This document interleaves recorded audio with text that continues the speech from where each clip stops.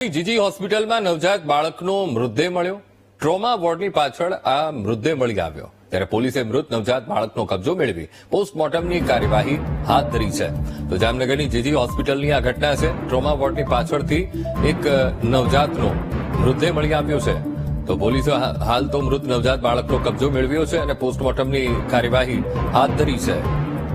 તો આજનો તે સંવાદદાતા હિરેન ફોનલાઈન પર। હિરેન, જામનગરની જીજી હોસ્પિટલની ઘટના અને જેમાં ટ્રોમા વોર્ડની પાછળ એક નવજાતનો પાછળથી મૃતદેહ મળી આવ્યો છે। પોલીસે તપાસ હાથ ધરી છે। શું કાર્યવાહી, હિરેન? જે હું ચોક્કસ જણાવી દઉં કે આજ સવારના ભાગમાં જે સફાઈ કર્મીઓ છે તે ટ્રોમા વોર્ડની બહાર સફાઈ કરી રહ્યા હતા। તે દરમિયાન જે નવજાત શિશુનો મૃતદેહ મળી આવતા જ જે હોસ્પિટલ તંત્રના અધિકારીઓ છે તેને જાણ કરી હતી અને તાત્કાલિક જ નવજાત શિશુ મળી આવતા જ પોલીસને જાણ કરવામાં આવી હતી। સીટીબી પોલીસ કાફલો ઘટના સ્થળે દોડી ગયો હતો ને હાલ ધૂળ જે મળી આવ્યું છે તેનો પીએમ અર્થે ખસેડવામાં આવી છે ને આગળની કાર્યવાહી હાથ ધરી છે।